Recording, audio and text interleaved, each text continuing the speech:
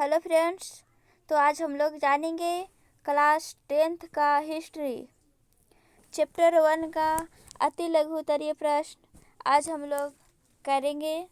तो आइए स्टार्ट करते हैं। क्वेश्चन नंबर 1 है, राष्ट्रवाद से आप क्या समझते हैं? तो राष्ट्रवाद से आप क्या समझते हैं?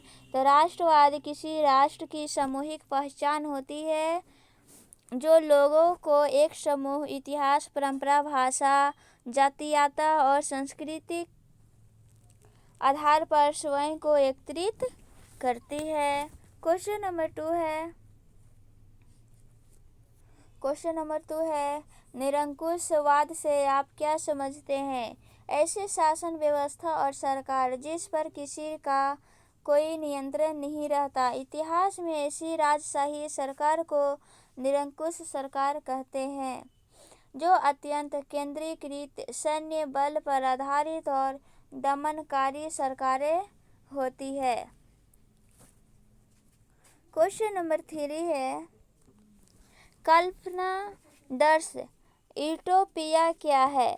तो ऐसे समाज की कल्पना करना जो इतना आदर्श है कि उसका सरकार होना लगभग संभव प्रतीत होता है। क्वेश्चन नंबर 4 है, फ्रेडरिक शरीव कौन था? फ्रेडरिक शरीव एक फ्रांसीसी चित्रकार था जिसने 1848 ईस्वी में 4 चित्रों की एक श्रृंखला बनाई जिसमें उन्होंने अपने सपनों का संसार रचा, जिसके माध्यम से उसने गणतंत्र, स्वतंत्रता, ज्ञानोदय, राष्ट्रीयता को एक आदर्श के रूप में प्रस्तुत किया। क्वेश्चन नंबर 5 है, राष्ट्र क्या है? फ्रांसीसी दार्शनिक अनअस्टरेनन के अनुसार राष्ट्र समान नस्लें, धर्म या क्षेत्र से बना है। एक राष्ट्र लंबे प्रयास, त्याग और निष्ठा का चरम बिंदु होता है। राष्ट्र एक बड़ी और व्यापक एकता होता है। उसका अस्तित्व रोज होने वाला जनमत संग्रह है। क्वेश्चन नंबर 6 है, जनमत संग्रह क्या है? एक प्रत्यक्ष मतदान जिसके जरिए एक क्षेत्र के सभी लोगों से एक प्रस्ताव को अस्वीकार या अस्वीकार करने के लिए पूछा जाता है। क्वेश्चन नंबर 7 है, रूढ़िवाद से आप क्या समझते हैं? तो ऐसे राजनीतिक दर्शन जो परंपरा स्थापित संस्थाओं और रिवाजों पर जोर देता है और तेज बदलाव की जगह क्रमिक और धीरे धीरे विकास को प्राथमिकता देता है। क्वेश्चन नंबर 8 है, उदारवाद से आप क्या समझते हैं? उदारवाद लतीन भाषा के मूल लिबर पर आधारित है, जिसका अर्थ है आज़ाद। नए मध्य वर्गों के लिए उदारवाद का मतलब था व्यक्ति के लिए आज़ादी और कानून के समक्ष सबकी बराबरी। उदारवाद एक ऐसी सरकार के पक्ष में था जो सबकी सहमति पर बना हो। उदारवाद निरंकुश शासन और पदारी वर्ग के विशेष अधिकारों की समाप्ति, संविधान तथा संसदीय प्रतिनिधि सरकार का पक्षधर था। क्वेश्चन नंबर 9 है, 1815 की वियना संधि के क्या उद्देश्य थे? 1815 की वियना संधि के क्या उद्देश्य थे? इसका राइट आंसर हो जाएगा 1815 की वियना संधि का निम्नलिखित उद्देश्य थे। पहला है उन कई सारे बदलाव को खत्म करना जो नेपोलियाई युद्धों के दौरान हुए थे। दूसरा है बुर्बों को पुनः सत्ता में बहाल करना। तीसरा है फ्रांस की सीमाओं पर कई राज्य कायम करना ताकि भविष्य में फ्रांस विस्तार न कर सके।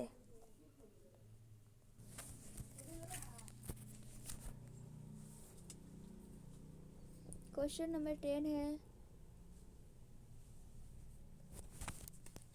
क्वेश्चन नंबर 10 है जॉल्वे राइन क्या है? जॉल्वे राइन क्या है?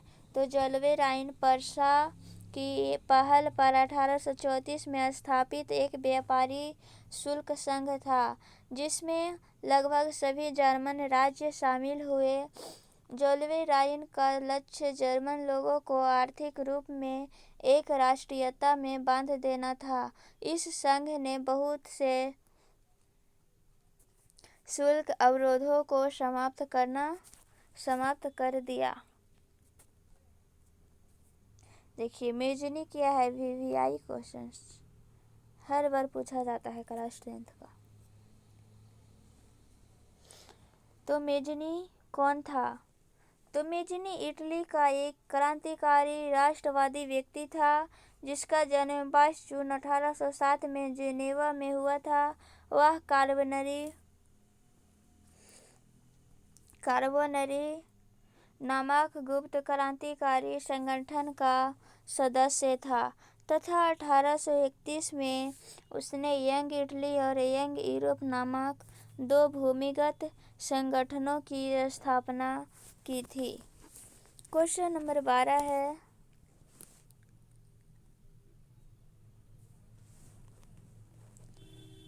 क्वेश्चन नंबर 12 है मेटरनिख युग क्या है?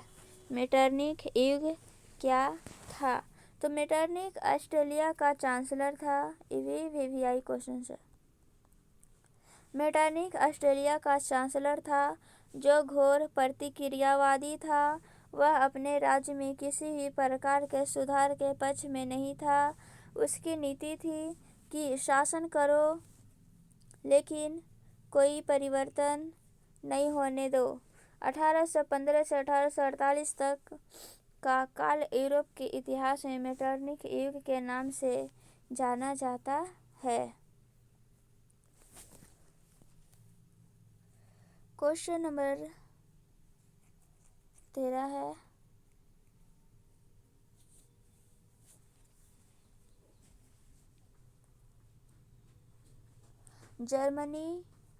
जर्मनी के एकीकरण में क्या बाधाएं थी? जर्मनी के एकीकरण में क्या बाधाएं थी? तो इसका राइट आंसर हो जाएगा जर्मनी के एकीकरण में अनेक बाधाएं थी। 19वीं शताब्दी में जर्मनी 300 से ज़्यादा टुकड़ों में बांटा हुआ था जिसे एकीकृत करना एक बड़ी समस्या थी। सभी छोटे बड़े सम्राट अपने स्वार्था वंश अपनी गद्दी छोड़ने को तैयार नहीं थे। दूसरी ओर जर्मनी ऑस्ट्रेलिया के अधीन होगा या पर्सा के अधीन, यह भी एक बहुत बड़ी समस्या थी।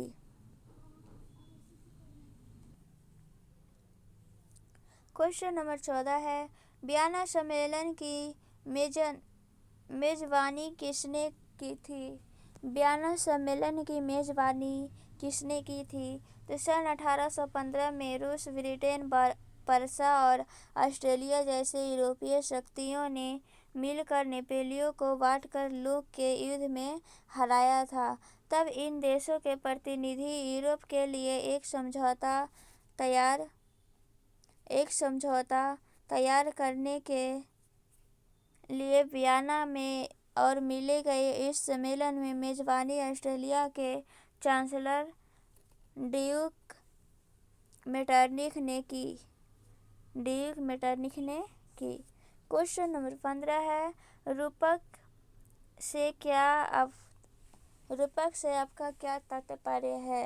रूपक से आपका क्या तात्पर्य है? तो जब किसी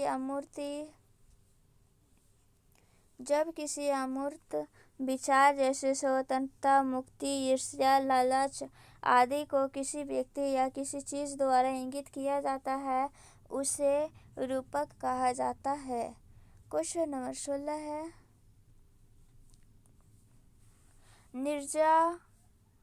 निर्जातीय से आप क्या समझते हैं?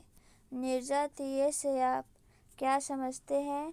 एक साझा नस्ली, जनजाति या सांस्कृतिक अकदम अथवा पृष्ठभूमि जिसे कोई समुदाय की अपनी पहचान मानता है।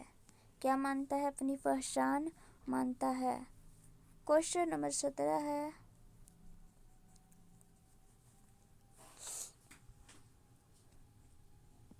नेपोलियन बोनापार्ट कौन था?